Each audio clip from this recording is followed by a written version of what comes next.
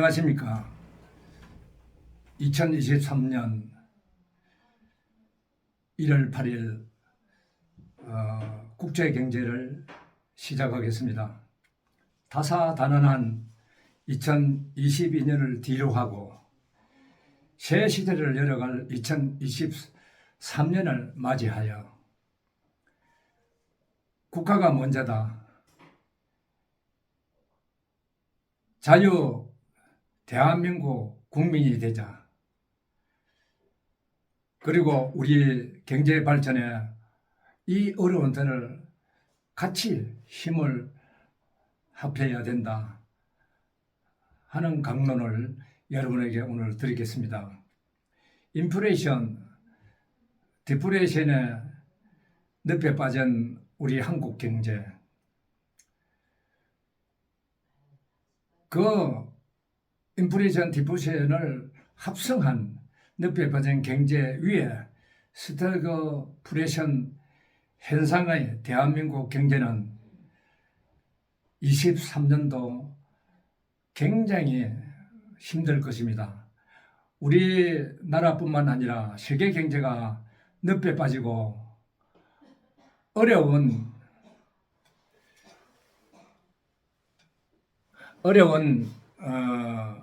경제 상태가 진행되고 있기 때문에 우리나라 경제도 예외는 될 수가 없습니다.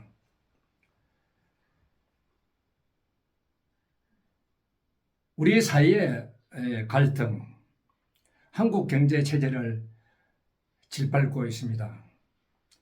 윤석열 정부는 사회 안정을 해치는 민생 경제 사범을 철저히 단속하고 경제 위축을 시키는 행위, 그리고 교육 혁신이 철저하게 혁신하고 개조해야 합니다. 박근혜 대통령이 왜 탄핵이 됐겠습니까? 박근혜 대통령은 형제까지 멀리하면서 깨끗한 대통령을 하려고 노력을 했습니다. 부패 세력들이 요구하는 그러한 것들을 들어주지 않았습니다. 악어와 악어 사회의 공존을 허용하지 않았습니다. 부패 세력들과의 요구를 정치적으로 적당히 해 주었으면 탄핵은 당하지 않았을 것입니다.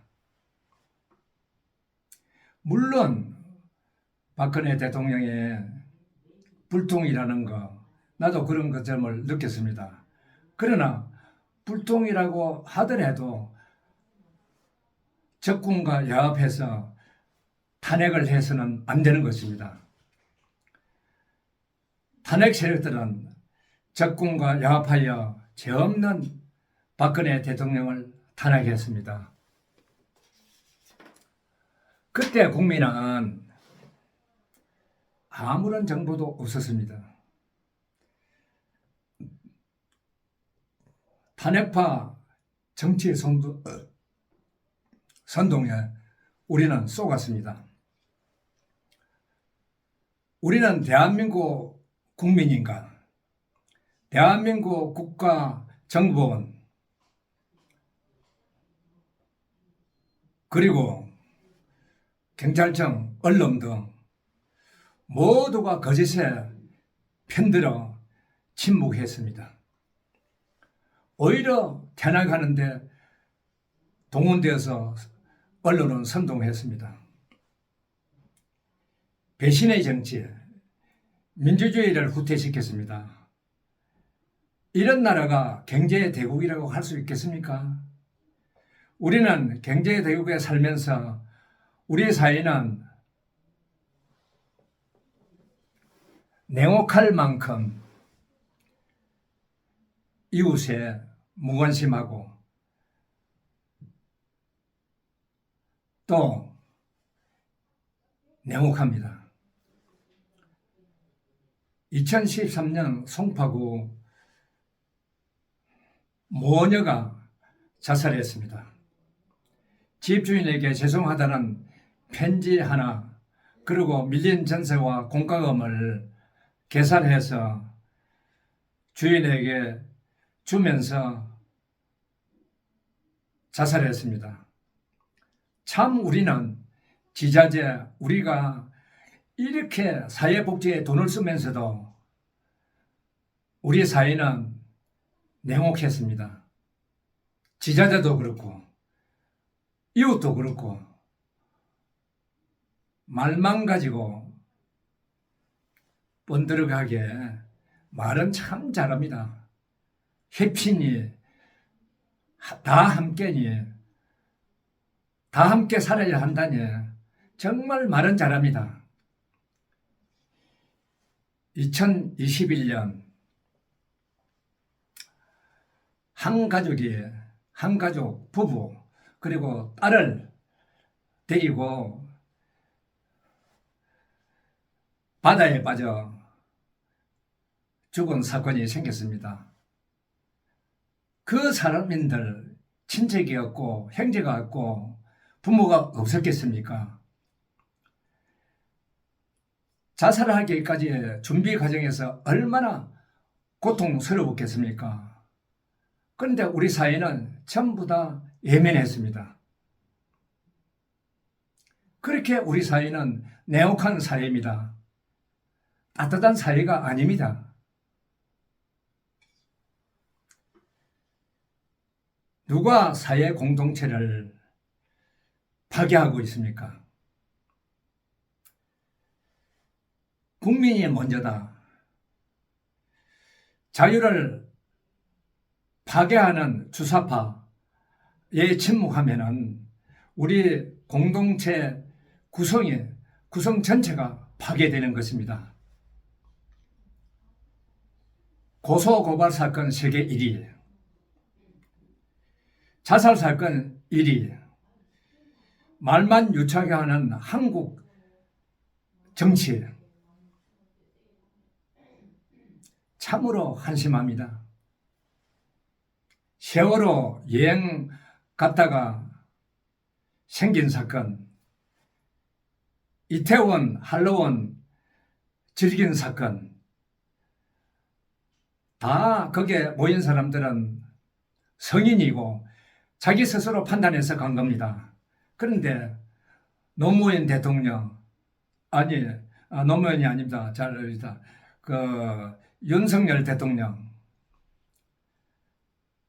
그리고 정부에서 뒤집어 세우는 그런 성동 정치가도 있고 선동가들이 있습니다.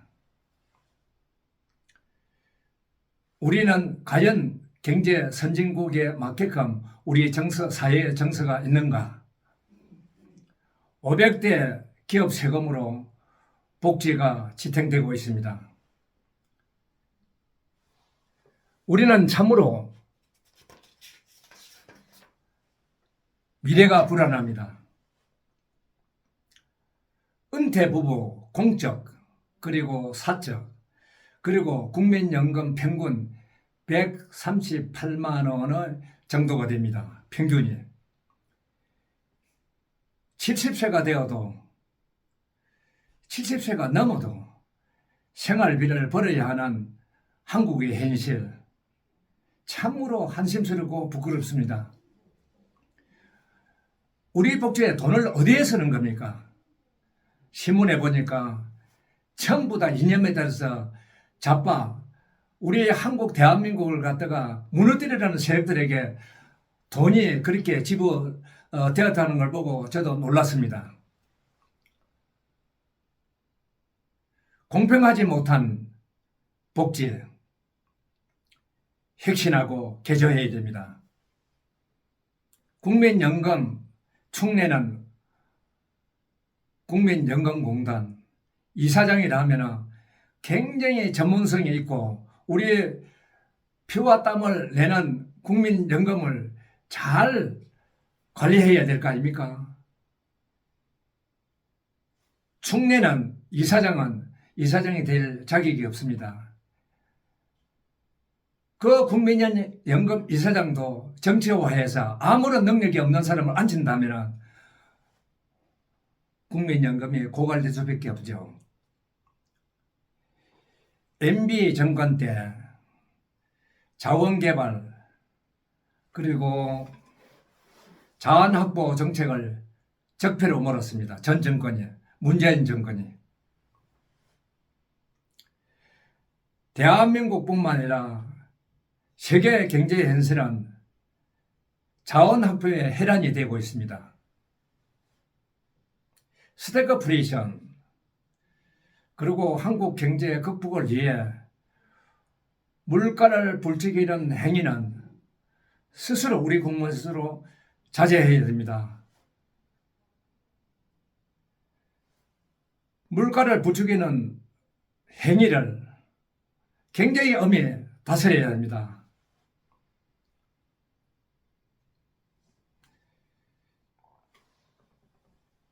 이것은 국가가 먼저다. 대한민국 대한민국 국가 이념, 국가가 먼저다. 대한민국의 국가 개념이 없으면은 우리는 인류 국가로 더 발전할 수가 없고 계속 후퇴될 것입니다. 건물주, 월세, 그 다음에 생활필수품 생산자, 그리고 유통업자들, 그리고 모두가 자중하고 물가 오르는데 우리가 협조해야 됩니다. 특히 임금비를 올리는 것은 물가를 부추기는 것입니다. 올해 임금비도 여러분들의 근로자, 노동자들도 전부 자중해 줘야 됩니다. 제사를 깎아 먹는 행위는 자살 행위입니다. 공기업을 혁신하고 근로자가 근로시간을 늘려주고 그러므로 해서 임금비를 줄이고 자영업자가 살 수 있도록 우리가 사회가 이렇게 힘을 모아줘야 됩니다. 그랬을 때 우리는 같이 공존할 수 있고 대한민국이 발전할 수 있습니다. 여러분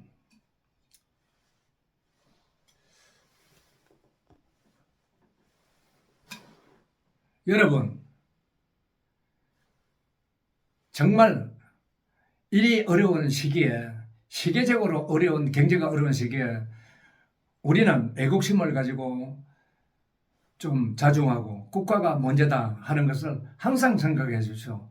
민주노총 자중해 주세요. 우리가 같이 살아야 되고 경영도 살아야 되고 근로자도 살아야 되고 민주노총도 살아야 됩니다. 그렇게 하려면 민주노총이 어떻게 바뀌어야 되겠습니까? 싹 바뀌어야 됩니다. 지금까지. 내년에 더 발전적으로 나가려면 올해에 우리 경제가 단단한 기반을 잡지 않으면 내년에 재도약할 수 없습니다. 우리 국민이 정부를 믿고 우리가 일단은 협조를 해야 됩니다. 잘못하는 것은 우리가 건전하게 지적을 하고 고치도록 하고 잘하는 것은 칭찬해 줘서 우리가 이 시대를 극복해야 되고 특히 우리 중소기업이 해외 개척에 힘써야 됩니다. 우리 국제 경제는 해외 개척에 비즈니스 개척에 힘쓰는 경제 단체이기 때문에 여러분 많은 상의가 있었으면 좋겠습니다. 다음 주 또 여러분을 뵙도록 하겠습니다. 오늘은 이것으로 강론을 마치도록 하겠습니다. 대단히 감사합니다.